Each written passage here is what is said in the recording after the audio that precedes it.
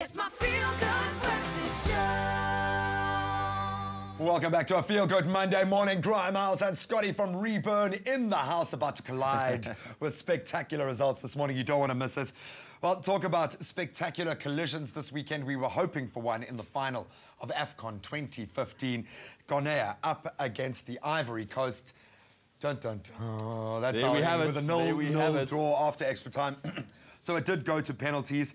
Yeah. It was a cagey affair, as we often expect in finals of a showpiece of this nature, but we have to hand it to the Elephants, taking it as they did back in 1992 on penalties, 9-8. And it was Boubacar Barry, their goalkeeper, actually scored the winning goal, which proves to you that every single player on that pitch is going to be ready for the big moments.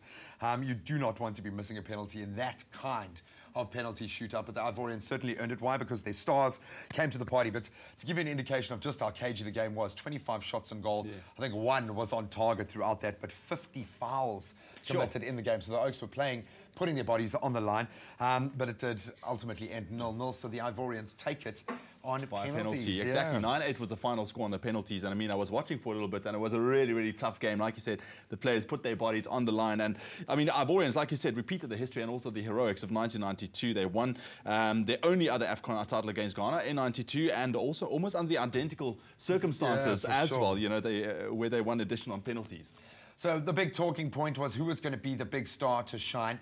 I think going into this, Yaya Toure, he's been an African Player of the Year. We really want the big guns to shine on this sort of level, and he certainly did come to the party.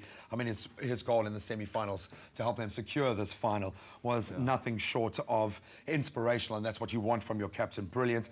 And I think he really did start to show signs of his class in this match. He might not have scored, but he certainly was the impact player that they needed him to be. Definitely strong player. And then we take a look at Expresso's choice for the AFCON goal of the tournament, and we had to choose Mandla Masango's 17th minute volley against Ghana. It was the best one we saw in the tournament, all right? Because reasons why: it was technically perfect, absolutely sound. I mean, it was a high-pressure situation. He still managed to compose himself and finish to end off with that goal.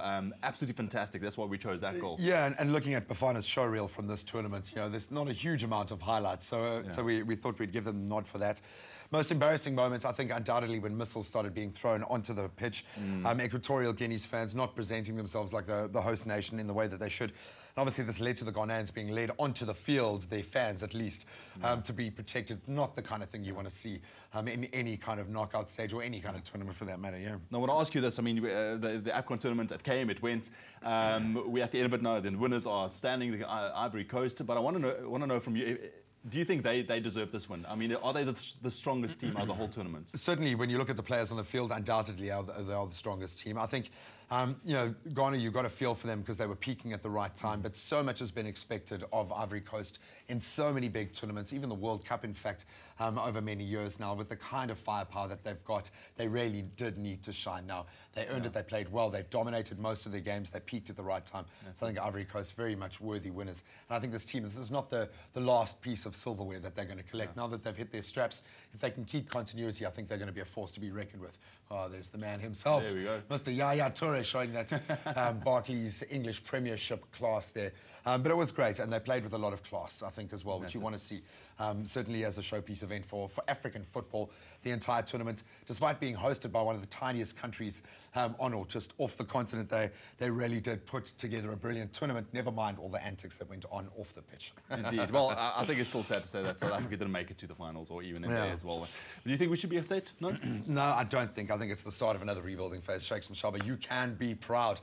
Well, lots coming up on the show this morning, and talking about being proud, it is a Mandela Monday. So it's time to find those inspirational people that, well, they urge us to do a little bit more with our own lives. Take a look.